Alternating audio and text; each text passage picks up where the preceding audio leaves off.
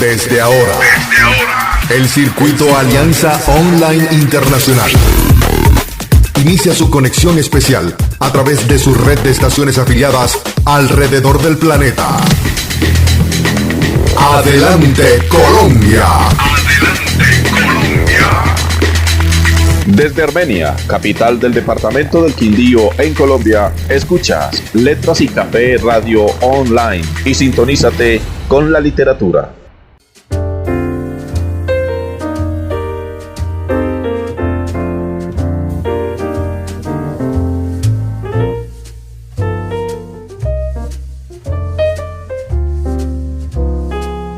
Llega el momento de explorar el maravilloso mundo de la literatura en Letras y Café Radio Online, con su programa Literatura Errante, autores, libros e invitados para conversar y conocer más sobre la literatura.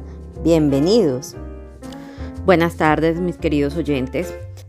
El día de hoy vamos a continuar con el trabajo que traemos haciendo sobre el escritor Gabriel García Márquez. El día de hoy terminaremos esa parte de influencia que tuvo los escritores latinoamericanos que se encontró en Europa mientras que estuvo en ese exilio en España, México y otros países que ya nos comentará el profesor Álvaro Cano. Bueno, Álvaro, ya podemos comenzar con el tema que nos atañe el día de hoy. Habíamos dejado a García Márquez luego de su, que hemos denominado como su formación como periodista, al ejercer como una persona que se interesó mucho por llamémoslo así, la vida cotidiana, que es lo que va a trabajar en el periódico El Universal de Cartagena. Y allí él va a tener como que un contacto inicial con periodismo, pero su fuente periodística más importante va a ocurrir en el Heraldo de Barranquilla, porque va a estar en contacto allí con Alfonso Fuenmayor, José Félix Fuenmayor y todos los del grupo de Barranquilla que le van a ayudar a ejercer esa labor. Luego, él, cuando triunfa la Revolución Cubana en los años 59-60, el régimen de Castro va a formar su propia agencia de prensa que se va a llamar Prensa Latina, y él va a ser reportero de Prensa Latina. Va a estar ubicado primero en Caracas, se va para Caracas, y luego va a estar en Nueva York. Pero en Nueva York ya va a tener problemas con la CIA y el FBI, entonces va a tener que abandonar ahí. Cuando trabaja en Bogotá con El Espectador, él le toca vivir lo del 9 de abril, y ahí lo manda El Espectador a París. Entonces detengámonos un poquito a qué fue lo que pasó allá en Europa, esta experiencia de Europa que lo va a marcar a él demasiado. En primer lugar, digamos que el desarraigo cultural va a influir mucho en él, porque se va a encontrar con un grupo o grupos culturales muy diferentes a los que había tenido acá. Si le había costado a él viajar de la costa a vivir a Bogotá y luego a Zipaquirá, ¿cómo será dejar Latinoamérica e irse a vivir a Europa? Y entonces él va a vivir un desarrollo, va a vivir una soledad muy interesante. Y ahí se va a dar cuenta que hay un mundo que se vive acá en América y otro mundo que es el que se vive en Europa. De ahí el nombre de su novela cúspide, 100 años de soledad. 100 años de soledad no es Macondo. Macondo es representación de toda América. Y la otra obra que va a surgir de su experiencia allá en Europa es El coronel no tiene quien le escriba, que es una alegoría, porque siendo él corresponsal del Espectador durante el gobierno de Rojas Pinilla, que realmente era una junta militar, pero la cabeza visible era Rojas Pinilla, el general, van a cerrar El Espectador por ser el periódico más liberal que ha tenido y sigue teniendo Colombia. cierran el periódico y él se queda sin un peso allá. Y tal como aparece en El Coronel, siempre está esperando que llegue el cartero con la noticia de que ya tiene dinero para poder sobrevivir en Europa. Ahí va a tener unas manos benefactoras, Álvaro Mutis tendrá mucho que ver, tendrá que ver también su amante española que le va a ayudar. Pero él, después de esa experiencia de París, se va a ir a vivir a Barcelona. ¿Por qué Barcelona y qué importancia tiene Barcelona?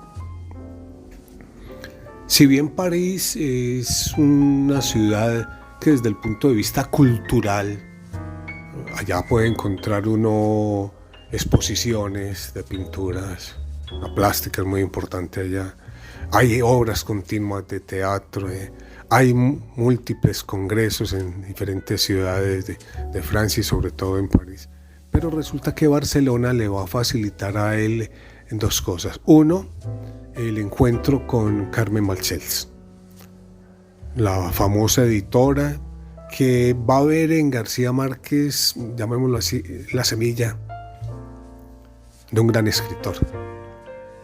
Y ella se va a convertir en la editora exclusiva de Gabriel García Márquez. Cuando él la conoce, ¿ya había publicado 100 años de soledad o todavía no lo había hecho?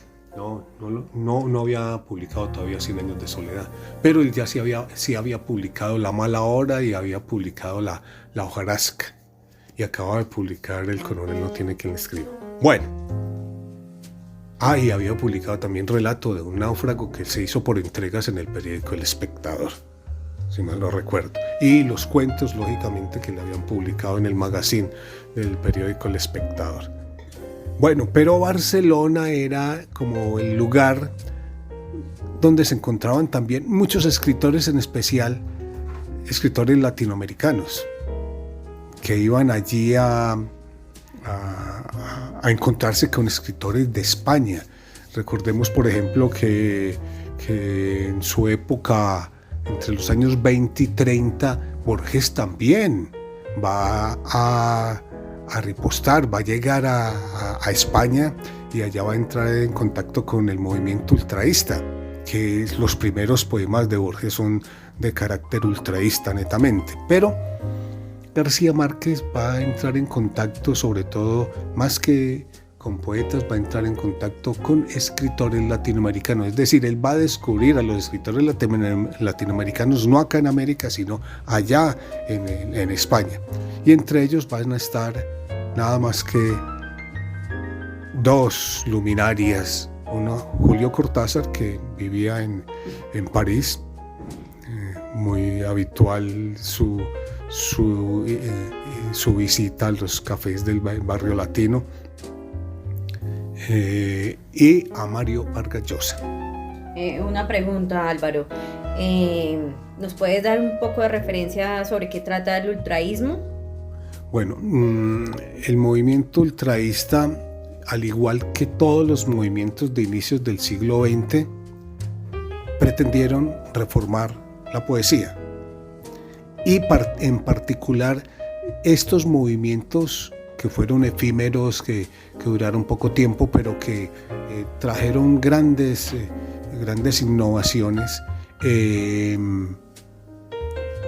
quisieron superar los movimientos anteriores. Por ejemplo, quisieron superar la poesía clásica, el modernismo, sobre todo el modernismo. En Europa había que escribir, en primer lugar, con rima, con métrica. Es decir, eran unos moldes supremamente cerrados. Todos estos movimientos, llámese el surrealismo, llámese el simbolismo. Sí. Bueno, el movimiento de Tristan Tzara, el futurismo de Marinetti, todos ellos pretendían superar el pensamiento modernista. Entonces tenían unas características muy sencillas. Una, ¿cuál era el movimiento modernista? O sea, ¿qué referencia tenía o qué era lo que buscaba el modernismo en contra de lo que estos iban? Bueno, el modernismo, nuestro mejor representante es Rubén Darío, el nicaragüense, que fue el que lo inauguró. Por primera vez en América se va a dar un fenómeno, y es que desde acá se va a generar un nuevo movimiento que va a ser imitado por los europeos, que antes era al contrario. Allá surgían los movimientos en Europa y aquí los imitábamos, y el modernismo va a surgir es acá con el nicaragüense Rubén Darío. Con Rubén Darío hay una característica muy importante, y es que hay un apego a la norma.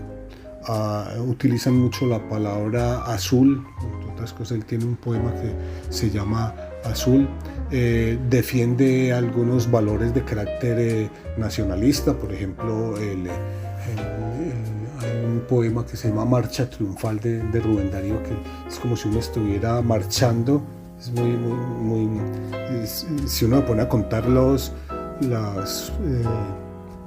versos y las palabras donde aparece la vocal acentuada, es como si estuviera marchando, es al unísono, el golpe es como si fuera una marcha, y así es la marcha triunfal. Bueno, los ismos de inicios del siglo XX, lo primero que decían era: lo más importante no es la forma, lo más importante es el contenido. Y si no importa la forma, entonces hay versos libres, empezando por eso. Entonces el versolibrismo sería uno, pero viene también lo de la rima, que la rima no tiene que ser consonántica, también puede ser rima asonántica o hacer poemas en prosa. Entonces ellos se dieron grandes libertades y era una poesía muy interesante. Voy a dar varios ejemplos de cómo se podía escribir en esa época. Uno, todos los que son descendientes o que tuvieron influencia del surrealismo le daban mucha importancia a lo onírico, es decir, esas imágenes que aparecen espontáneamente, así sin pensar, es decir, no hay ayuda del consciente, es todo inconsciente. Vos te despertabas como poeta y esa imagen que tienes al despertarte, que siempre todos tenemos una imagen, ya sea de un sueño o de algo que te está que te obsesiona, sobre eso empezaban a trabajar.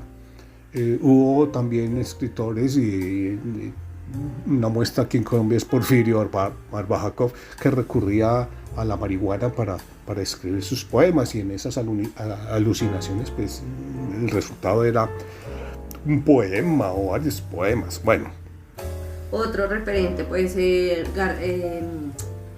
Gómez Hattin, pero él lo hacía desde la... Raúl Gómez Hattin, sí. Desde la esquizofrenia que sufría. Ah, claro, sí, pero eso también es un estado, llamémoslo así, onírico, es otra forma de... fuera de lo real. Sí, es decir, no es tan consciente, que es a lo que me quiero referir, y ese es el énfasis que hacen ellos. Y un último ejemplo para que veamos, hay un bello poema que se llama en francés La Pluie, en la traducción al español se llama La Lluvia. Y entonces, ¿cómo se imagina uno ese poema? Pues un poema que habla de la lluvia, de gotas que caen. Sí, no es que caigan las gotas, caen las letras. Es decir, el poema hay que leerlo de arriba a abajo porque parece que estuviera lloviendo. Pues cosas así tan interesantes. Por ejemplo, si el poema, por decir alguna cosa, trataba sobre la mariposa o sobre la cama, pues trataban de dibujar el ojo de la mariposa o la forma del ala por medio de las palabras, o la forma de una cama, etc. Es muy interesante porque estos movimientos tienen una característica. Todos los sismos de inicios del siglo XX, entre el 20 y el 30, tratan es de innovar. Es decir, salgámonos como de los marcos que han dictado los poetas y exploremos, innovemos, creemos nuevas formas de decir las cosas. Entonces es muy interesante. Una última característica es que la mayor parte de estos movimientos hacían manifiestos. Es decir, yo, en nombre de la poesía o de la corriente poética, digo que la poesía debe decir: 1. 2, 3 y decían cuáles eran las características. Y recuerdo, para que vean que el problema no era solamente de poesía, sino que era también de artes plásticas, y era una moda, porque también tenía que ver con la forma de vestir de ellos, sí. de llevar el pelo, la barba, también, porque eran innovadores en todo eso. Entonces hay una exposición de arte en Italia, y a la puerta de entrada se encuentra Marinetti, que era el líder del futurismo, y le entregaba a cada persona que entraba, le entregaba o una brocha o un martillo para que destruyera con lo que no estuviera de acuerdo, y la brocha para que dañara las pinturas o los poemas si la persona no estaba de acuerdo con lo que ahí estaba escrito, para que vean cómo eran innovadores en todo sentido, no solamente en la parte creativa, sino también en la parte de la recepción. A ver qué opinaba la gente, qué pensaba de él. Lógicamente que no hubo muchas destrucciones ni nada, pero era como lo que hay en el trasfondo, que querían que participara también el lector, porque el lector estaba acostumbrado, y observador estaba muy acostumbrado a unos mismos moldes, y eso era poesía, y como que no hubiera derecho a que hubiera algo diferente. Entonces muy interesante. Algo que también ha pasado mucho en el cine, claro. Que es el romper en la cuarta pared, sí. En donde se interactúa con el receptor. Sí. Con el espectador. En este caso también se hace con las letras, y también se ha visto, aparte de las letras, el cine y la pintura. De hecho, el mismo Cortázar tiene una obra que inicialmente dejaba unas hojas en blanco al final para que las llenara el lector. Y cuando uno lee el Rayuela, no puede leer Rayuela como le dé la gana. Usted puede seguir el orden, llamémoslo así, gráfico. Gráfico quiere decir tal como fue impreso. Usted puede iniciar y leerlo de principio a fin, o puede leer el texto tal como lo aconseja, con los numeritos que aparecen al final entre paréntesis. Entonces uno va saltando de capítulo en capítulo, y entonces hay un orden que se sugiere. Sí, pero en eso, en la ruptura de la cuarta pared, hay algo que leí en algún momento que inicia con una obra la obra del Quijote, y el Quijote empieza dirigiéndose al lector. Sí. Entonces hay una ruptura desde hace mucho tiempo de esa cuarta pared. De hecho, la segunda parte del Quijote se inicia de esa manera. Amigo lector, como han dicho que no sé qué, sí de no sé qué escribió el Quijote, yo soy el verdadero escritor del Quijote y tal cosa, y aquí voy a seguir contigo. Sí, eso es cierto, no, eso no es una cuestión como muy propia de ellos, pero de todas maneras es una característica. De hecho, los escritores latinoamericanos han tenido mucho de innovador. Cuando Mario Vargas Llosa triunfa con La ciudad y los perros, desde el punto de vista cronológico es una obra muy interesante. Yo me acuerdo cuando uno de mis compañeros en la formación de bachillerato, en mi formación de bachillerato, empieza a decir qué es lo que pasa en La ciudad de los perros, y dice, pues el primer capítulo dice esto y en el segundo dice esto, y yo no he podido entender muy bien, y le dice el profesor, un momentico, no hagas la cronología del libro, organiza la historia en tu cabeza, y eso tiene un orden. Quiere decir que él empieza contando una cosa, después cuenta otra, después cuenta otra, y después el cerebro organiza todo lo que había desorganizado, porque esas son propuestas. De la misma manera que en Rayuela hay un orden que incluso lo puedes crear vos mismo. Por ejemplo, yo podría dedicarme nada más a las elucubraciones filosóficas que hace que Julio Cortázar plantea en el libro, o dedicarme nada más a los monólogos a los que se refiere sobre el jazz, por ejemplo, y punto, porque eso es lo que me interesa, y leí yo a Rayuela, listo. Es decir, lo que trato de decir es que todas estas formas de innovación nacen a principios del siglo XX. Entonces la pregunta sería, ¿qué fue lo que encontró García Márquez para innovar? No solamente la forma de contar su estilo, sino qué es lo que él considera como básico. Y él va a recurrir a una cuestión que es muy interesante y es cómo se origina la raza americana, que es lo que va a hacer en Macondo. Es decir, va a crear una novela fundacional, porque todas las novelas de él tienen como características propias. No llega hasta lo último que escribió, el homenaje a mis putas tristes, que es muy interesante, porque es un homenaje a ellas. Pero en 100 años de soledad dijo, yo quiero escribir una novela fundacional, que hable de cómo se originan los pueblos de América con todos estos mitos, todas estas leyendas, todos esos correveidiles, porque el pueblo de Macondo es un nido de chismes. Y después lo va a corroborar después en Crónica, una muerte anunciada, que Crónica ahí es sinónimo de un chisme bien contado, porque eso es lo que va a pasar ahí. Bueno, en Barcelona va a estar en contacto con esa lumbrera que se llama Julio Cortázar y esa otra lumbrera que se llama Mario Vargas Llosa. Uno no puede decir como establecer como en los reinados de belleza quién es la reina, el rey, el virrey, la primera princesa, primer príncipe. Todos van a descollar.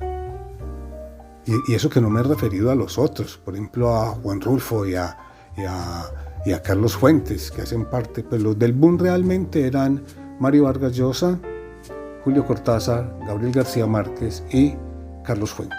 Es el boom.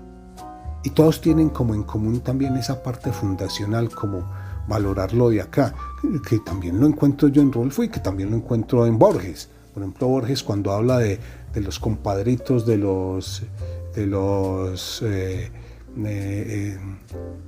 estos que matan por mostrarse como los grandes hombres, que es muy propio de allá de la Argentina del siglo XIX. Eso es un homenaje a lo propio. Y de hecho, por ejemplo, el mejor poema para los argentinos es Fundación Mítica de Buenos Aires. Y está también lo fundacional. Él, a pesar de lo filosófico que fue, también se dedicó a ello. Y de alguna manera, esos temas que uno dice que son pedestres, ellos los elevan. Como lo del chisme en Crónica, una muerte anunciada. García Márquez lo vuelve algo importante, muy literario.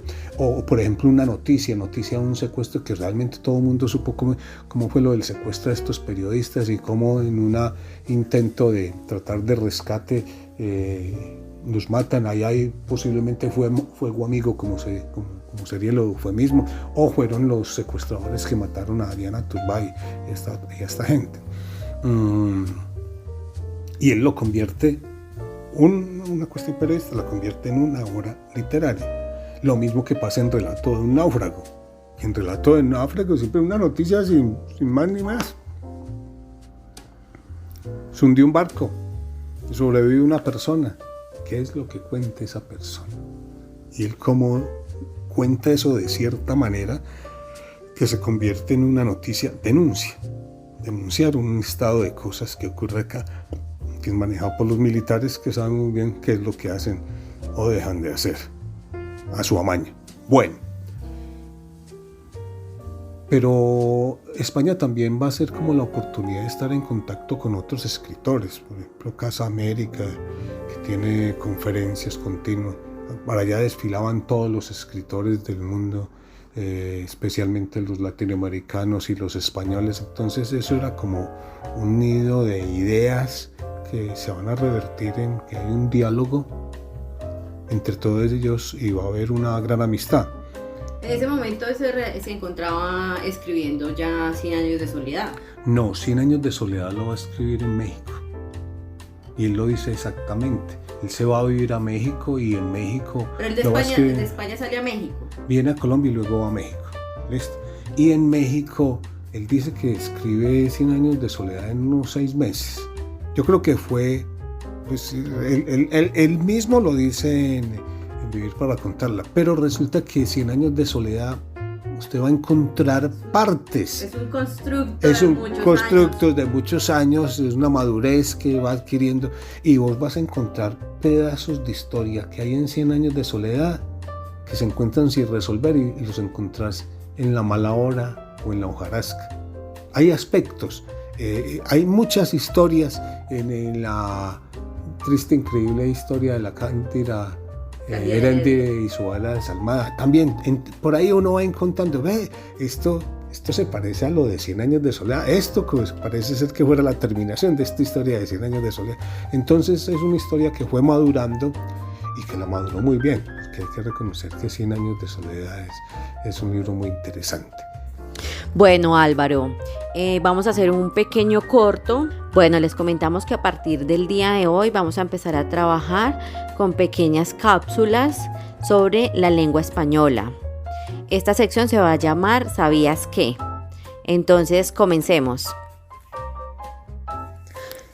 ¿Sabías que la lengua española tiene alrededor de 480 millones de hablantes en el mundo y es usada como lengua materna?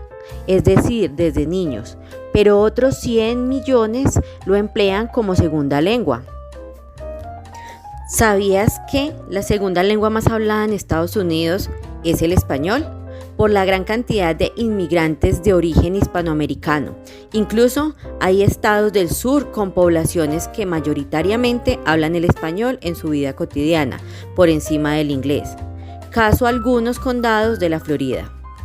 ¿Sabías que muy pocas lenguas tienen la letra ñ, o sea, el sonido o fonema nasal, consonántico, sonoro, oclusivo, palatal? Es por esto que España, cuando precedió la Comunidad Económica Europea CEE, hoy Unión Europea, utilizó como símbolo la con el suprasegmento de la vírgula entre 1989 y 1995. ¿Sabías que el español es el único sistema lingüístico del mundo que hace la diferencia entre la R, fonema oral, consonántico, sonoro, alveolar, vibrante simple, y la R, fonema oral, consonántico, sonoro, alveolar, vibrante múltiple?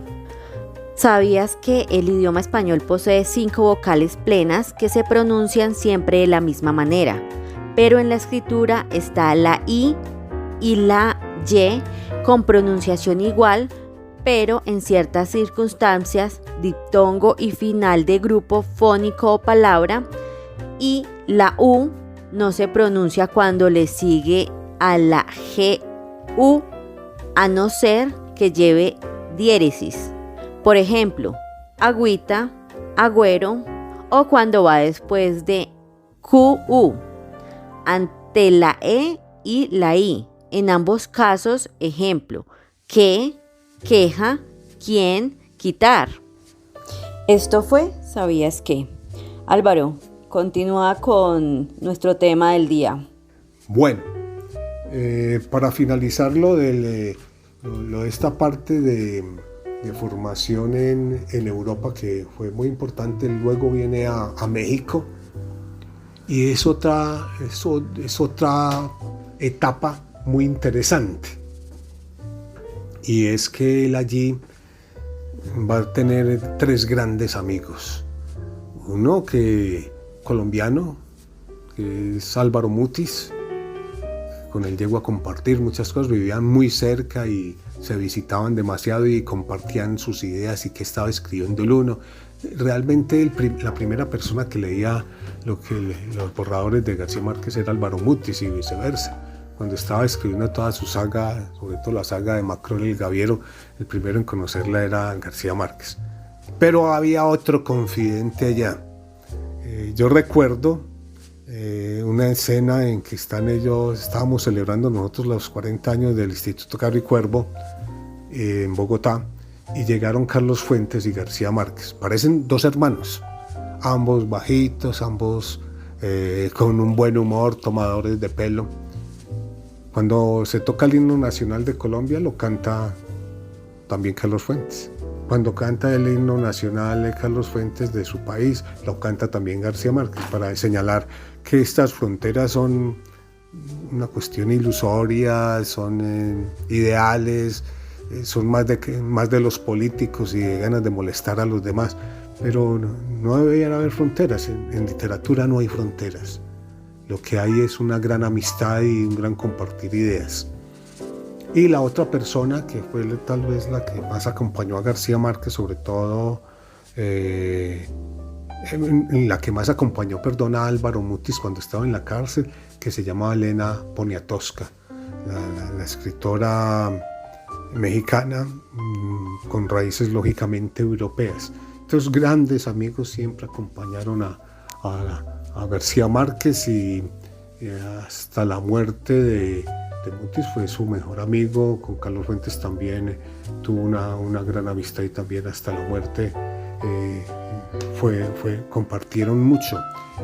Iban a eventos conjuntamente y siempre hacían sus conferencias prácticamente como hablando una misma lengua, y la lengua no solamente era la lengua española, porque compartían también ideas de izquierda, cosa que también compartían, por ejemplo, con Julio Cortázar, que también era muy de izquierda, e inicialmente también con Mario Vargas Llosa. ¿Quién va a creer? Mario Vargas Llosa era de izquierda, sino que simplemente después cambió. Y a propósito de eso, algo que olvidaba decir de la experiencia de Gabriel García Márquez en Europa. Él hizo un viaje por los países socialistas. De hecho hay unas crónicas de esos viajes allá, pero él realmente no, yo creo que él se estremeció al conocer la realidad del socialismo, sobre todo el socialismo soviético. ¿Y cuál fue la razón de que él fuera a visitar estos países? Por una parte porque él se consideraba de izquierda y quería conocer allá. Y lo otro, también tuvo un viaje que hizo desde España hasta Checoslovaquia con Julio Cortázar, que este es un viaje que él relata por ahí en alguno de sus libros, en un prólogo de uno de los libros que no me acuerdo cuál es en este momento. Y García Márquez dice que hicieron ese viaje en tren. ¿Te imaginas en tren cuánto dura un viaje de España hasta Praga? Pero la característica de este viaje fue que le dio por hacer una pregunta indiscreta a García Márquez. Le hace la siguiente pregunta indiscreta a Julio Cortázar: oye, ¿y tú por qué sabes tanto de jazz? ¿De dónde vienes? Y dice García Márquez: todo el viaje, sin parar, habló Julio Cortázar de lo que conocía de jazz, de sus autores, de las canciones preferidas y sobre todo de los orígenes del jazz, para que veamos cómo obras tan interesantes como, por ejemplo, Rayuela, que tiene muchos elementos de jazz, y uno de sus mejores cuentos también, que habla de jazz, y es un homenaje también a los maestros de jazz. Bueno, en México hay una cuestión que es muy interesante, y es el contacto que él va a tener con el cine. No solamente con los cineastas, porque él era muy amigo de varios directores de cine mexicanos y españoles. Y él llegó a escribir muchos guiones, algo que va a imitar su hijo Gonzalo, que también es guionista y director de cine. De esa época es El Gallo de Oro, que es una obra que escribió realmente como guión para cine. Pero él hizo muchos guiones para otras películas reconocidas. En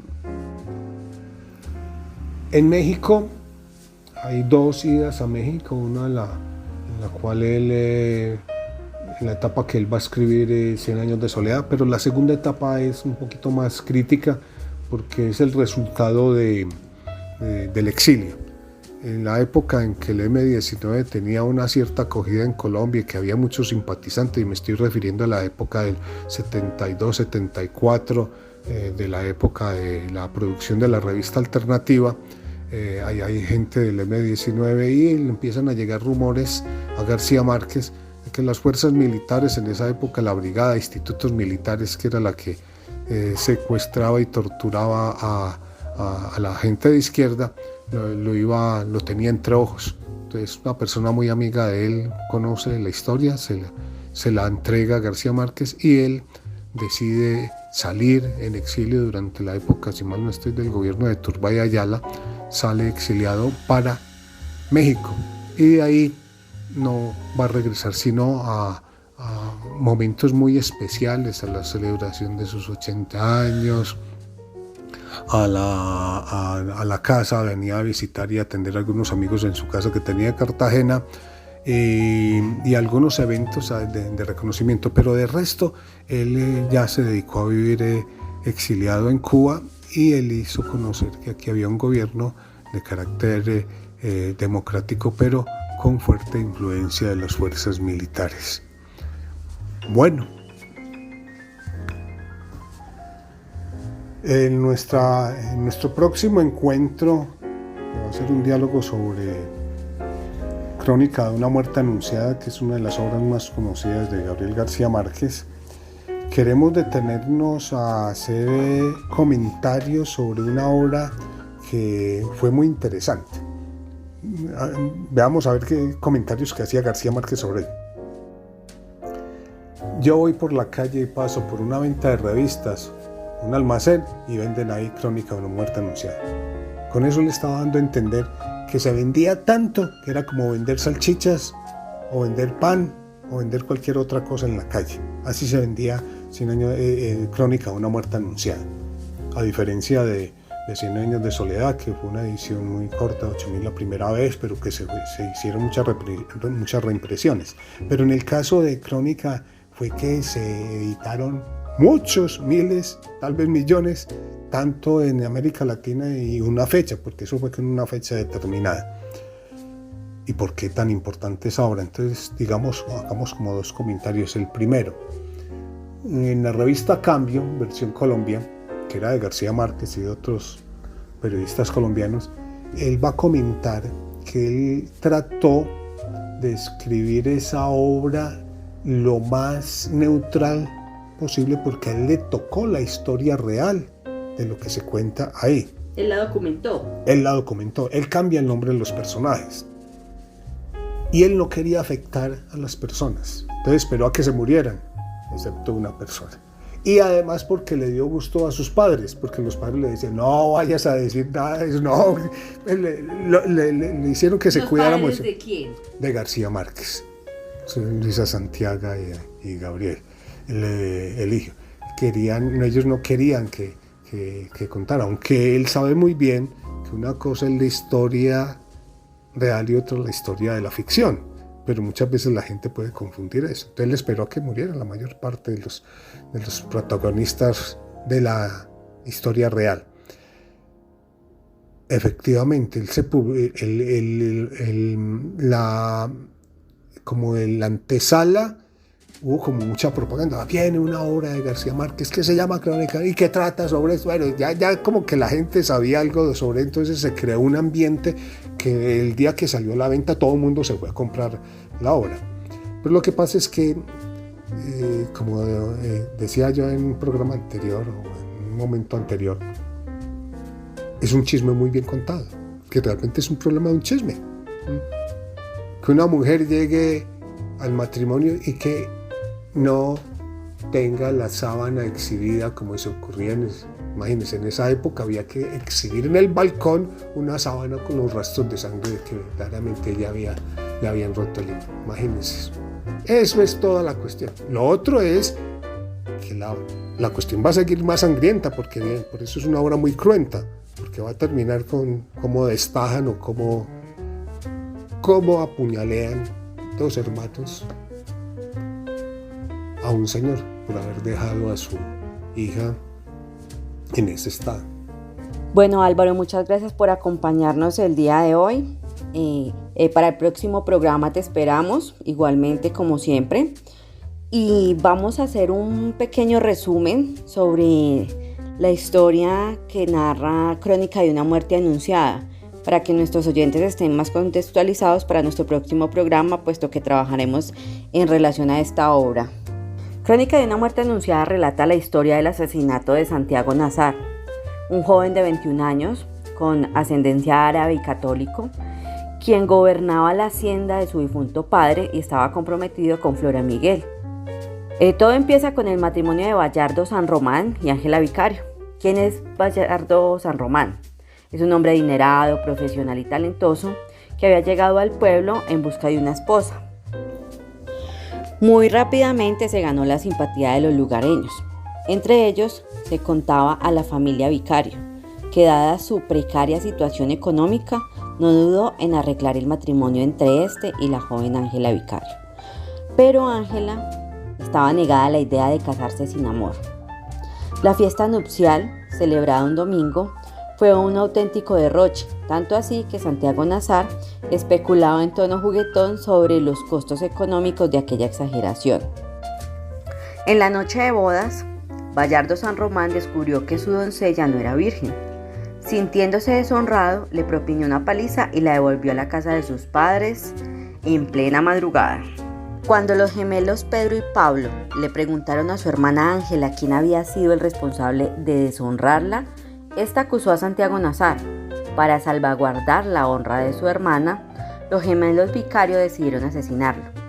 De inmediato, dispusieron de sus cuchillos para matar cochinos y se dirigieron al mercado a afilarlos. Indiscretos, le contaron sus planes a todo el que se encontraron. A las 6 de la mañana, el rumor ya se había esparcido, pero una serie de infelices casualidades, suposiciones, prejuicios y omisiones impidió que llegara directamente a oídos de Santiago Nazar. En la mañana del lunes se esperaba la visita del obispo al pueblo, quien llegaría en buque para bendecir el matrimonio de Bayardo y Ángela. Santiago Nazar deseaba ir a recibirlo, de modo que después de la fiesta apenas descansó una hora y se puso una ropa limpia acorde a la formalidad de la ocasión. Si al principio la noticia del pueblo era la visita del obispo, en pocas horas la atención fue dirigida a Santiago Nazar, a quien todos sabían que iban a matar, pero a quien nadie había visto para advertirle.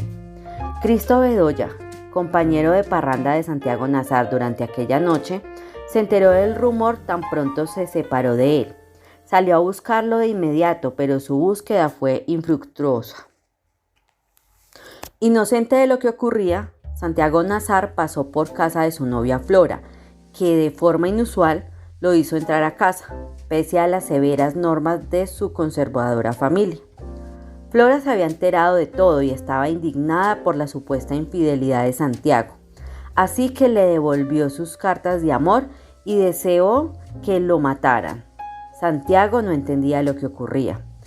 Fue Nahir Miguel, padre de Flora, quien, luego de hablar con ella, le advirtió a Santiago sobre la amenaza de los vicarios. Santiago Nazar salió hacia su casa. La fatalidad del destino lo hizo salir por la puerta principal, cosa que nunca hacía, donde lo esperaban los gemelos Vicario. Así, a la puerta de su casa de su madre, Santiago Nazar fue asesinado a cuchilladas de manera brutal. Los gemelos se entregaron a las autoridades bajo el alegato de defensa del honor. Pasaron 3 años bajo prisión. No volvió a saberse de Bayardo San Román, pues él se había marchado. Tampoco se supo más sobre Ángela Vicario, ya que su madre trataba de sepultarla en el olvido. Sin embargo, el narrador logró reencontrarse con su prima Ángela más de 20 años después, quien le contó detalles sobre su suerte en aquellos años.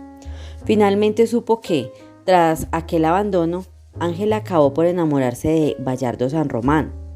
A lo largo de más de 2 décadas le escribió cartas incansablemente rogando por su regreso, hasta que un día, ya vencido por el paso del tiempo, Bayardo volvió a ella para quedarse.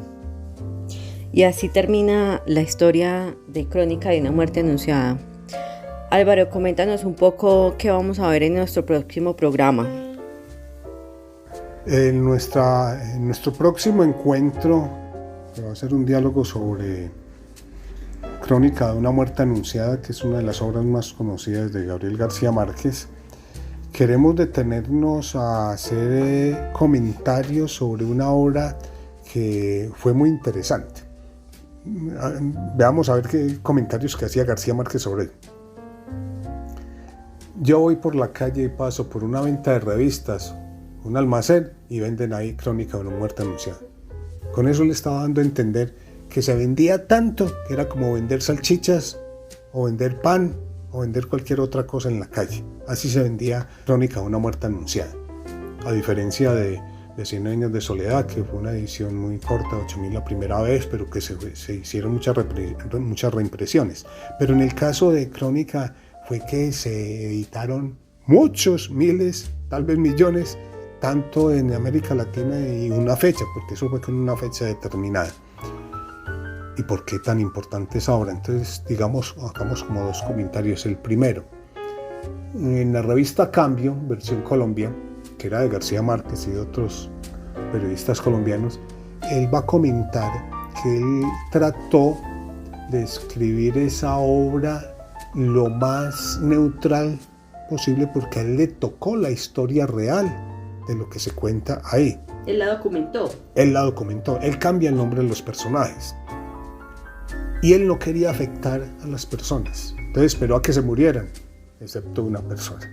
Y además porque le dio gusto a sus padres, porque los padres le dicen, no vayas a decir nada de eso, no. Le hicieron que se cuidara mucho. ¿De quién? De García Márquez. Luisa Santiago y Gabriel, el hijo. Ellos no querían que contara, aunque él sabe muy bien que una cosa es la historia real y otra la historia de la ficción, pero muchas veces la gente puede confundir eso. Entonces él esperó a que murieran la mayor parte de los protagonistas de la historia real. Efectivamente, como en la antesala hubo como mucha propaganda, viene una obra de García Márquez que se llama Crónica y que trata sobre esto. Bueno, ya como que la gente sabía algo sobre, entonces se creó un ambiente que el día que salió a la venta todo el mundo se fue a comprar la obra. Pero lo que pasa es que, como decía yo en un programa anterior, o en un momento anterior, es un chisme muy bien contado, que realmente es un problema de un chisme. Que una mujer llegue al matrimonio y que no tenga la sábana exhibida como se ocurría imagínense, en esa época había que exhibir en el balcón una sábana con los rastros de sangre que verdaderamente ella le habían roto el himno. Imagínense. Eso es toda la cuestión. Lo otro es que la cuestión va a seguir más sangrienta, porque bien, por eso es una obra muy cruenta, porque va a terminar con cómo destajan o cómo apuñalean dos hermanos a un señor por haber dejado a su hija en ese estado. Bueno, profesor Álvaro, muchísimas gracias por habernos acompañado el día de hoy. Lo esperamos en nuestra próxima emisión para que sigamos conversando más sobre Gabriel García Márquez. A nuestros oyentes queremos recomendarle que por favor nos sigan en nuestras redes sociales. Nos pueden encontrar como Milena Moreno en Facebook. También nos pueden encontrar como Letras y Café Radio Online en YouTube. Allí van a encontrar ya las transmisiones que se han hecho y pueden participar sugiriendo los temas o dando la opinión sobre los temas que tratamos en cada uno de nuestros programas. También un saludo muy especial a todo el grupo de la Alianza Online por el apoyo y por esta oportunidad de poder expandir un poco más el conocimiento a nivel mundial. Feliz tarde para todos. Y hasta aquí llega su programa Literatura Errante. Los esperamos en nuestra próxima emisión con mucho más del maravilloso mundo literario. Les habló Milena Moreno.